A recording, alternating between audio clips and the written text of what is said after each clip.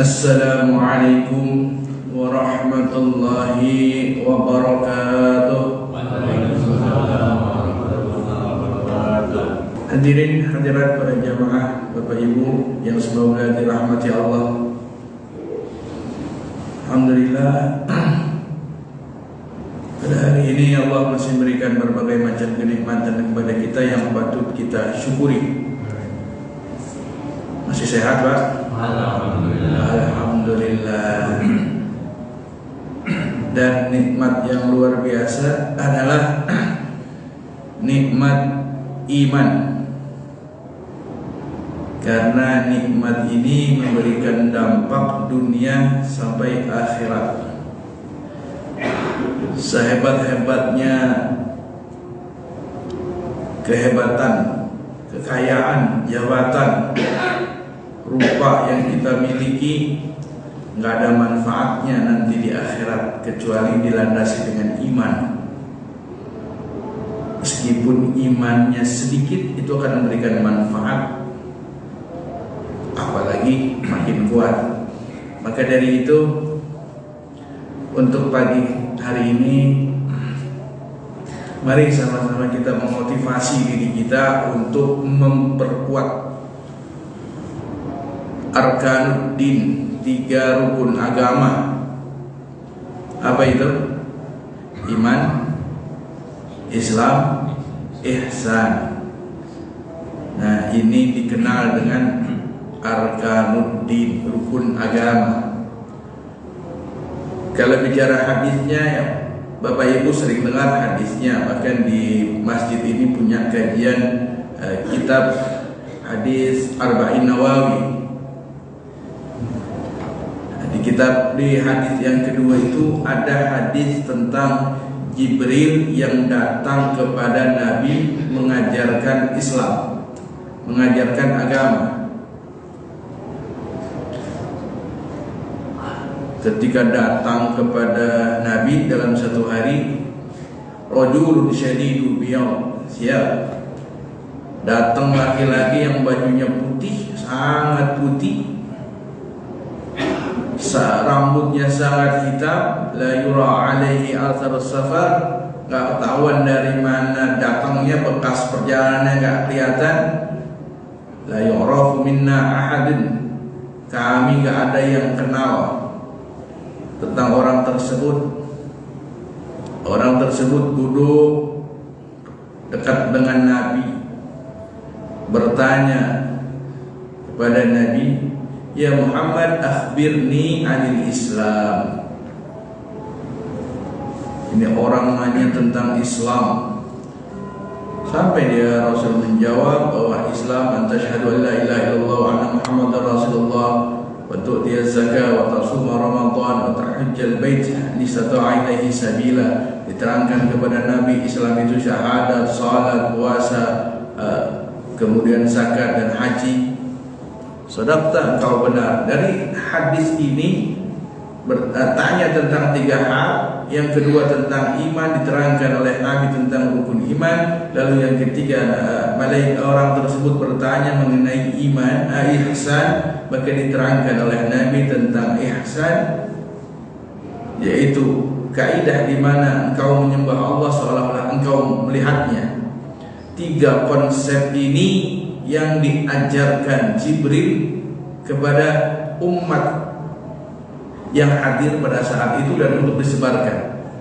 Maka ending daripada pertemuan tersebut, setelah orang itu pergi, maka Nabi bertanya kepada para sahabat. Di antaranya Umar bin Khattab, ya Umar, atadri man isa'il? Tahu nggak tuh siapa orang yang nanya? Maka kata Umar bin Khattab, Allah wa Rasuluhu a'lam, Allah dan Rasulnya yang lebih tahu. Maka kata Nabi, fa innahu Jibril, itu orang Jibril lagi nyamar jadi manusia. Atakum yu'allimukum dinakum, datang kepada kalian untuk mengajarkan agama kalian. Maka dari hadis ini, agama itu pondasinya 3, iman, Islam dan ihsan. Meskipun dalam konteksnya Jibril bertanya tentang Islam dulu karena di situ ada konteks syahadat. Syekh Mustafa Dib Al-Bulgha dalam Syarah Arba'in Nawawinya memberikan konsep keimanan diutamakan karena syahadat isinya iman. Syahadat itu isinya iman. Baik. Luar biasanya iman ini sampai-sampai tidak diterimanya amal saleh seseorang kecuali dilandasi dengan iman. Dan keislaman seseorang ini bisa jadi cuma Islam tapi belum iman. Ayatnya jelas di surah Al-Hujurat ayat ke-14. Allah Subhanahu wa taala berfirman, qalatil a'rabu amanna. Telah berkata orang Arab Badui, amanna, ya Rasulullah, kami beriman. Qul lam tu'minu, Allah mewahyukan, katakanlah ya Muhammad, lam tu'minu, bahwa kalian ini belum beriman. Walakin qulu aslamna, tapi katakan kami sudah Islam. Walamma yadkhulul imanu fi qulubikum, karena iman belum masuk ke dalam hati kalian. Ada iman, ada Islam. Mungkin ini ada Islam, ada syahadat, tapi pendalamannya yang belum. Pendalamannya yang belum. Kalau bicara Islam, yang lebaran yang Islam. Kalau yang beriman yang puasa. Yang lebaran sama yang puasa banyakan yang mana? Lebaran. Kadang nggak puasa lebarannya, semangat ya, semangat. Itu contoh dasar, contohnya Islam tapi belum diakui keimanannya. Dan ini kembali lagi kepada kita, udah diakui belum keimanan kita nih. Kalau bicara Islam, bicara syariat, syarat utamanya syahadat, selesai urusan. Pak, dia jarang ke masjid, Pak, tapi dia meninggal nggak pernah ibadah di tempat yang lain.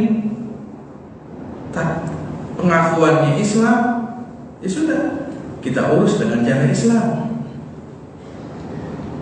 Datang dia mau nikah, urusnya ke KUA, Islam caranya. Kalau Islam itu kan nikahnya di KUA. Kalau yang di luar Islam nikahnya di tempat ibadah masing-masing. Pengakuan dari tokoh agama atau lembaga yang menyelenggarakan pernikahan dibawa ke catatan sipil, jelas dalam aturan hukum Indonesia. Kalau ada yang nikah agama, nikahnya di mana? Beda agama di mana nikahnya? Nggak bisa. Catatan sipil hanya mencatat yang seagama berdasarkan undang-undang peraturan MA terbaru.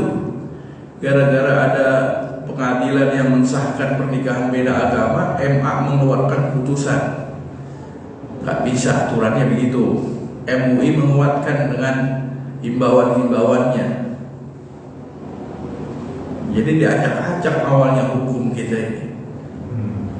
Awalnya dibolehkan nikah agama, beda agama. Kalau dibiarkan, maka nikah sesama jenis bisa dilegalkan. Jadi luar negeri itu kan tokoh atau lembaga keagamaan yang non muslim itu melegalkan. Ketika ditanya kenapa kalian melegalkan, ya kalau kami gak melegalkan habis umat kami gitu. Makanya ngalah. Di Islam nggak bisa begitu. Baik, balik ke imanan. Konsepnya iman itu diterapkan oleh Nabi dari rukun iman tersebut. Kembali menguatkan bahwa la ilaha illallah, kita beriman kepada Allah, menyatakan tiada Tuhan selain Allah dalam segala hal, meniadakan yang disembah, yang diminta kecuali Allah. Konsep dasar keimanan, la ma'bud illallah, tidak ada yang disembah kecuali Allah. Dalam sholat iyyaka na'budu wa iyyaka nasta'in, minta juga kepada Allah. Jangan sampai gara-gara mau menang di pemilu Allah dikesampingkan, pakai pengasihan, pasang susuk. Masih ada? Loh, fakta Pak. Fakta. Indonesia ini termasuk mistisnya paling tinggi di dunia. Film-film horor yang menjadi film terlaris. Film terlaris di Indonesia itu film horor. Generasi, ya, lintas generasi ini memiliki kepercayaan yang cukup tinggi kepada hal-hal yang berbau mistis. Ya kadang dulu kita masih kecil, kalau lewat tempat serem, tempat kuburan, diajarin juga mistis-mistis, bukannya doa. Pang-numpang anak bakong mau lewat. Gimana itu?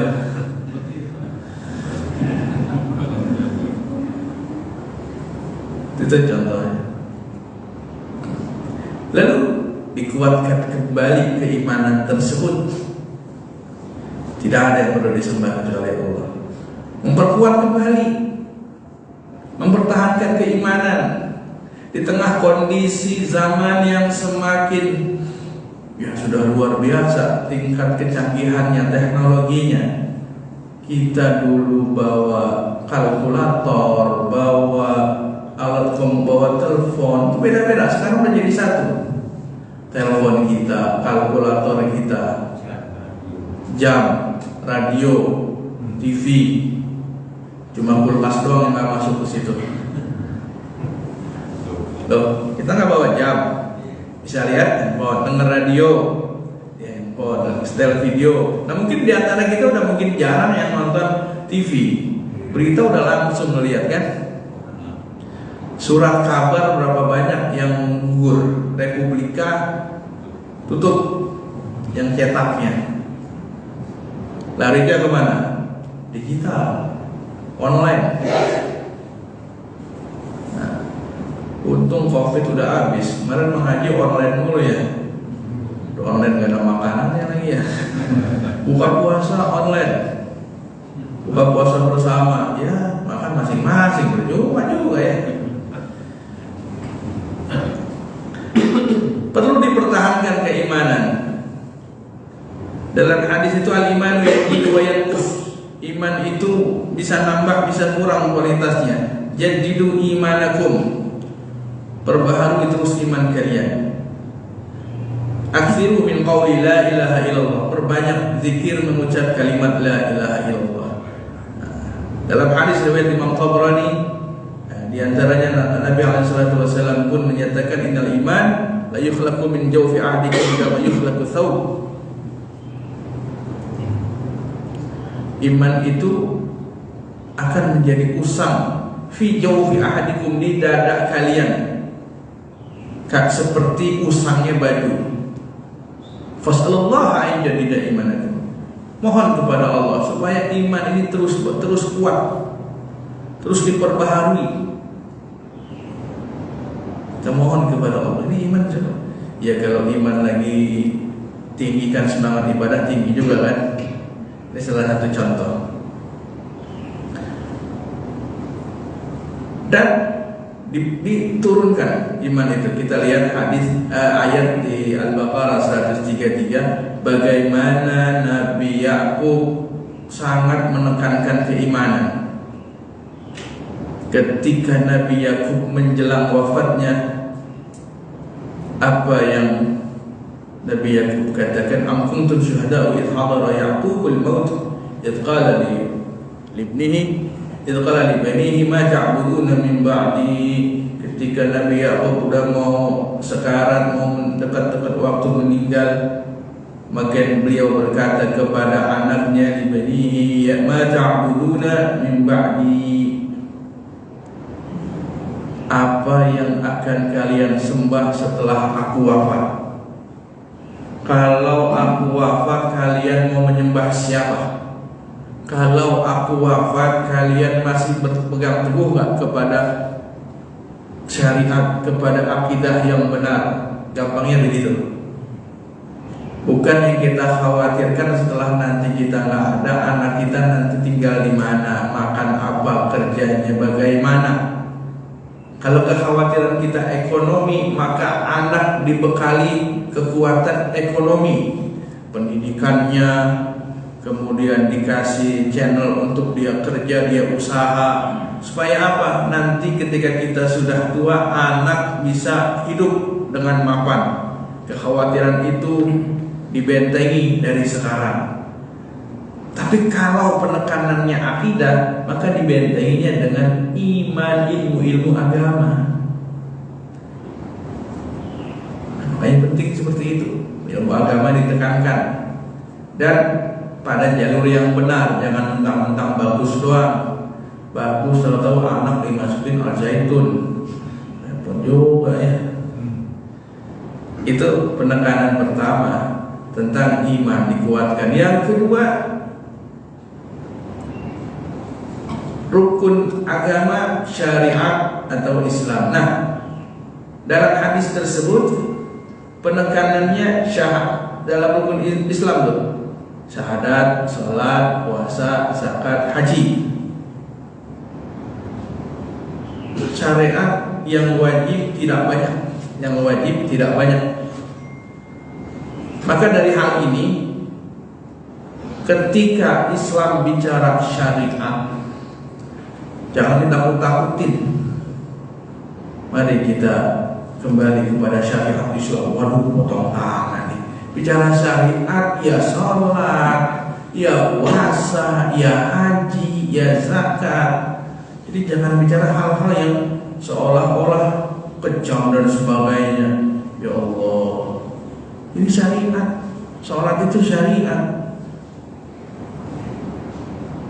Jadi jangan terlalu ada orang-orang yang fobia terhadap Islam. Enggak, terlalu ketakutan ketika mendengar istilah syariat. Ya syariat ya sholat, ya syariat ya puasa, itu syariat. Dalam hukum Islam pun pembicaraan mengenai aspek pidana itu sedikit. Malah yang lebih banyak aspek perdata kalau bicara hukum. Ayat yang terpanjang dalam Quran itu bicara mengenai hutang. Itu ayat terpanjang surah Al-Baqarah bicaranya mengenai hutang. Itu syariat. Kalau nggak diatur hutangnya repot. Itu kan karena nggak diatur hutang oleh dengan cara yang baik, maka akibatnya umat Islam banyak terlilit hutang. Data yang kami terima itu ada sekitar 10 triliun masyarakat Jakarta punya hutang online pinjol. Kalau di total 10 triliun. Coba Bapak buka handphone itu kadang ada SMS masuk, ada penawaran, lagi nonton YouTube, ada Kredivo muncul atau iklan-iklan lain, pinjaman online, bunga 1% dan sebagainya. Cuma modal KTP langsung ditransfer. Satu perusahaan 5 juta, pindah lagi perusahaan lain dapat 50 juta. Kalau nggak mampu bayar hutang, tutup hutang makin banyak, ada yang sampai bunuh diri. Konteks dalam Islam kalau mau hutang ada saksi, pinjol apa kayak itu, selesai urusan. Suaminya nggak tahu, warga nggak tahu nagih dan kolektor. Syariat nggak dipakai, aturan nggak dipakai. Nah, maka kalau ketika bicara syariat secara mutlak, secara usul, secara dasar, telah jelas dalam surah Al-Jathiyah pun Allah menyatakan, "Tsumma ja'alna 'ala syari'atin minal amri fattabi'ha, ikutin itu syariat. Kami jadikan 'ala syari'atin minal amri fattabi'ha." Kami jadikan syariat dalam segala urusan aturan agama. Ikuti syariat tersebut. Wala tattabi' ahwa alladzina la ya'lamun. Jangan kau ikuti seperti orang-orang yang mengikuti hawa nafsunya, yang mengikuti akalnya saja tanpa ilmu agama, tanpa hati nurani. Jangan pakai akal doang. Hormati LGBT, mereka juga manusia. Ini manusia kita hormati. Tapi kalian itu menjunjung tinggi hak asasi. Ketika mereka sakit, kalian tinggal begitu saja. Itu kalau lihat data LGBT itu salah satu konsumen obat paling banyak ya para penganut LGBT itu kalau berobat sampai puluhan ratusan juta, menguntungkan perusahaan-perusahaan obat. Maka didukung oleh beberapa lembaga termasuk dari PBB menggelontorkan 100 miliar lebih untuk kampanye LGBT di Asia. Kemarin untung nggak jadi di Indonesia. Kalau jadi repot. Dia bicara asasi tadi tapi tidak pakai akal. Perlu diterapkan kembali bagaimana penerapan syariat. Sholatnya yang benar. Ini penerapan syariat. Kita nggak usah bicara jauh-jauh dulu. Syariat penerapan sholat yang benar. Ketika itu terjadi khilafiyah itu lain persoalan. Yang penting masih sama benar. Yang penting masih benar. Contoh kasus Az-Zaitun kan bukan masalah lain juga, di antaranya itu penerapan syariatnya nggak sesuai. Sholat dicampur, sopnya laki-laki perempuan. Pakai dalil di Mekah juga nyampur. Kapan emang udah pernah lihat? Orang dia pergi hajinya di mana dia pergi hajinya? Indramayu, tanah suci. Bapak Ibu yang udah pernah ke sana kan tahu bagaimana begitu azan berkumandang itu di pelataran Ka'bah itu dipinggirin semua, yang perempuan nggak ada di depan situ belakang tuh aturannya. Siapa yang nyuruh nyampur? Kecuali tawaf, lain urusan. Pakai akal. Dibenerin kembali syariatnya. Bagaimana penjabaran tentang puasa, tentang zakat, tentang haji. Terjadi ijtihad baru. Kalau nggak pakai ijtihad baru, maka berantakan. Contoh tentang lontar jumroh, wajib haji. Zaman Nabi nggak ada pakai 3-4 lantai. Perkara baru, muhdats, bid'ah hasanah. Kalau nggak pakai bid'ah hasanah, kumpulan lagi kita lontar jumroh. Betul kan? Kalau nggak pakai bid'ah hasanah, itu yang namanya lontar jumroh di satu titik saja. Kayak apa? Kan sekarang udah 3 lantai, dibuat jalurnya.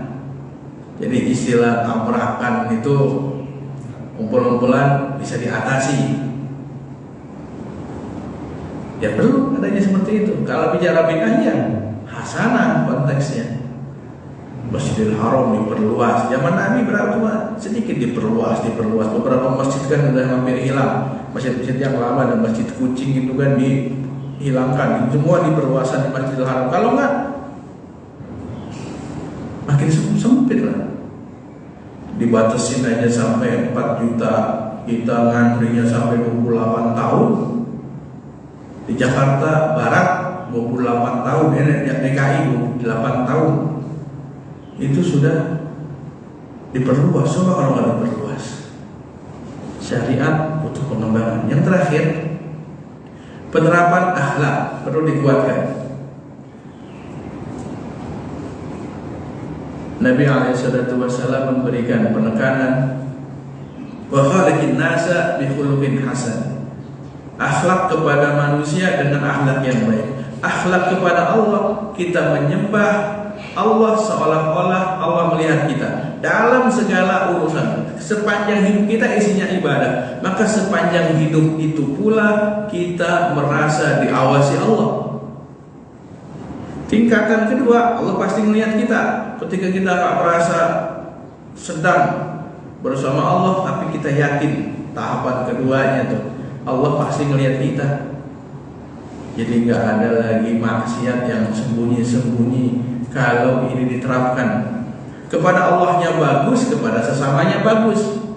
Kalau satu aspek saja kepada Allahnya bagus, kepada sesamanya tidak bagus, maka nanti masuk kategori orang yang bangkrut, muflis. Orang yang pahala ibadah mahdonya banyak, tapi urusan dengan manusianya pun banyak yang jelek-jeleknya. Akibatnya ketika dia dihisab, disidang, ada pengadilan akhirat, bagus sholatnya, puasanya, sedekahnya bagus, tapi menggunjing, memfitnah, membuat kerusakan terhadap sesamanya, dilakukan fitnah, dilakukan pemukulan, penumpahan darah, ada harta yang diambil dan tidak diberesin di dunia, tidak dimaafkan, tidak ganti rugi, di akhirat jadi masalah. Itu pahala sholatnya, pahala puasa, haji dan sebagainya bisa habis gara-gara akhlak kepada manusianya jelek. Maka penerapan ihsan akhlak ini perlu ditekankan kembali. Etika, yang pintar makin banyak, jangan sampai etika pun berkurang. Ada aturannya, kita capek-capek modal dana negara habis untuk memilih anggota dewan, jangan sampai anggota dewan udah kepilih lagi sidang main judi, kan begitu, merepotin kita juga.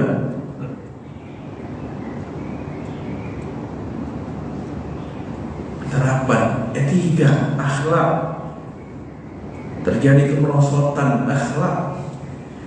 Dari data yang ada, bagaimana generasi muda kita kemerosotannya makin tinggi. Pembunuhan, durhaka kepada orang tua gara-gara gak dibeliin motor, gak dibeliin handphone. Terus juga banyak dulu tingkat ketakutan, ketaatan kita kepada orang tua itu tinggi. Sekarang makin merosot. Manjanya kita kepada anak cucu kita tuh makin tinggi. Kemandiriannya makin kurang. Maka perlu ditingkatkan kemandiriannya. Dulu kita sekolah jarang yang diantar ya.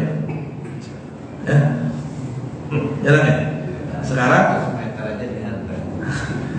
untuk apa itu antri? Salah satu penyebab kemacetan itu ketika ada sekolah yang muridnya diantar, satu murid satu mobil, macet itu. Beberapa sekolah kita perhatikan. Coba kalau diterapkan adanya bis sekolah atau kendaraan yang mengantar, pasti bikin macet itu. Pasti bikin macet.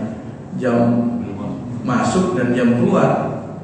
Nah, satu orang, satu murid, satu mobil, motor. Apalagi yang motor, pasti macet.